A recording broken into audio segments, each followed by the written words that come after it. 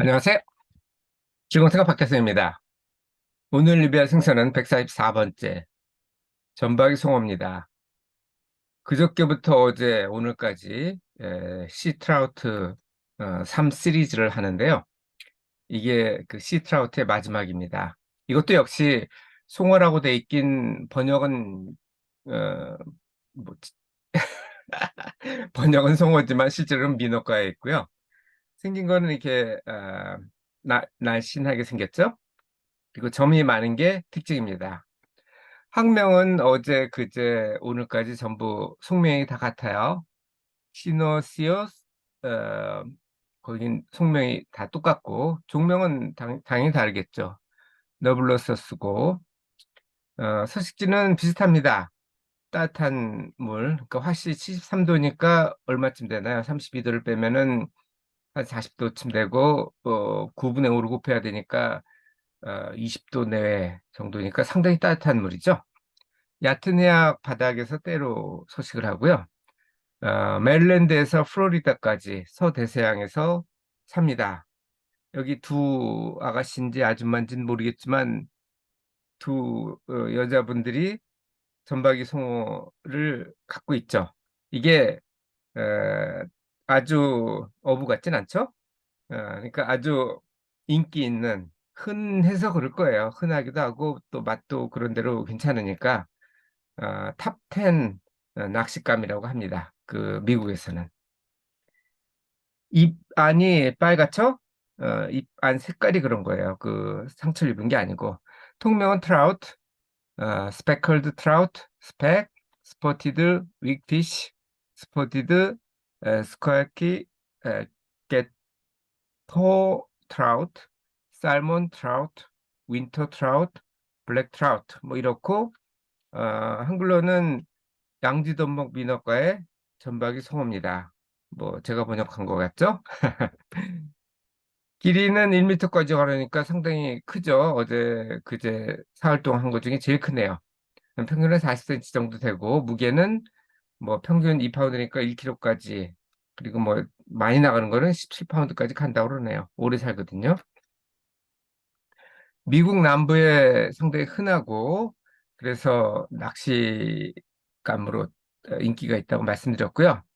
여름엔 해안에 서식하고 겨울에는 심해로 피안합니다. 그래서 윈터 트라우트라고 불리기도 하죠. 근데 여름에 나타나면은 서머 트라우트라고 할 것 같은데 왜 윈터라고 그러는지 모르겠어요.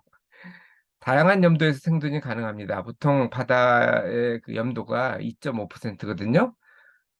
그런데 그거보다 높은 3.5%나 아니면 0.5%, 이건 뭐 강어구가 되겠죠. 민물하고 바닷물이 섞이니까 그런 다양한 염도에서 생존을 할 수 있고요.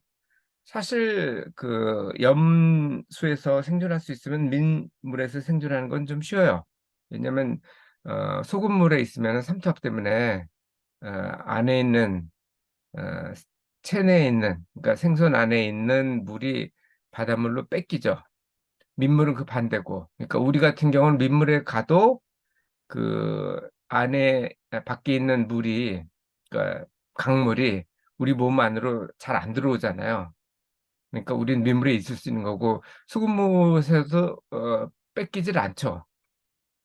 그래서 어제 뉴스를 보니까 어떤 호주 사람이 그 한 5,000km 정도 항해를 하다가 멕시코에서 폴리네시아, 프렌치 폴리네시아로 5,000km 정도를 항해를 하다가 뭐 조난을 당했대요. 그러니까 그 태풍 때문에 이것저것 망가진 모양입니다. 통신 장비도 망가지고 그래가지고 한 2달 동안 빗물하고 생선만 먹으면서 살았다 그러는데, 생선이 짜다고, 바다 생선이 짜다고 생각하시는 분 있는데 짜지 않아요.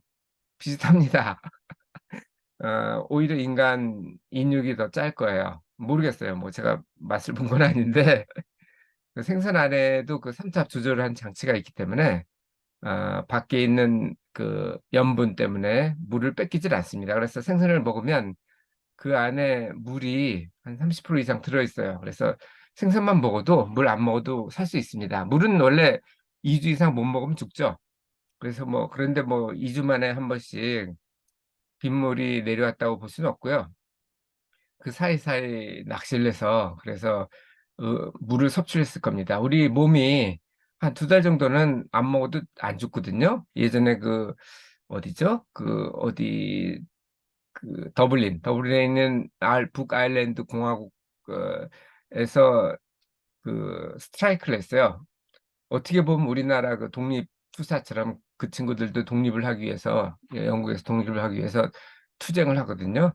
무장 투쟁을 하다가 잡혔겠죠, 당연히. 잡혀서 교도소에 들어갔는데 거기서 제대로 대우를 해라. 정치범하고 일반 잡범하고 같이 썩지 말고 뭐 이런 요구를 했어요. 근데 교도소에서 뭐 투쟁할 방법이 없잖아요. 그래서 한 게 헝거 스트라이크였습니다.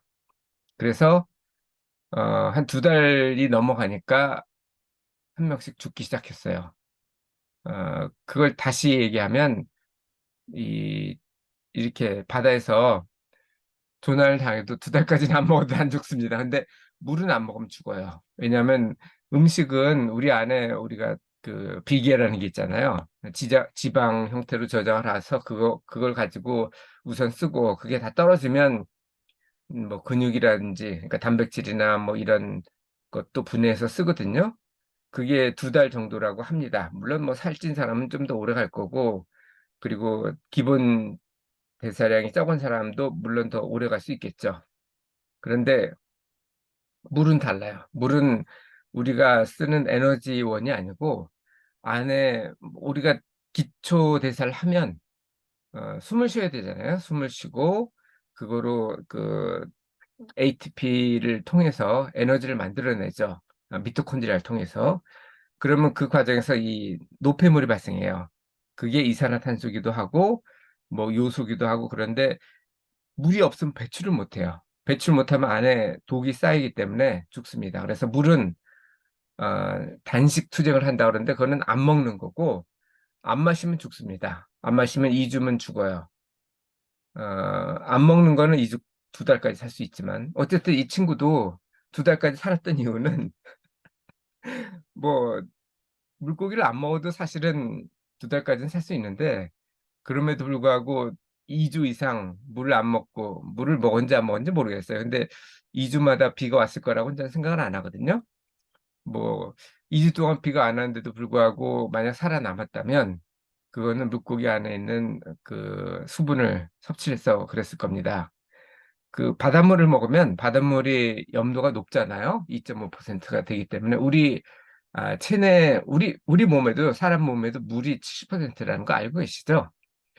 근데 그 농도가 0.7% 정도 돼요. 그러니까 2.5% 물을 마시면 0.7% 안에 있는 체액이 0.7%이기 때문에 그게 그 배출을 하려고 그래요. 그래서 오히려 바닷물을 마시면 더 많이 배출을 하게 됩니다. 그래서 바닷물은 마시면 안 되고요. 다만 바닷물을 증류해서 오울로스트인가?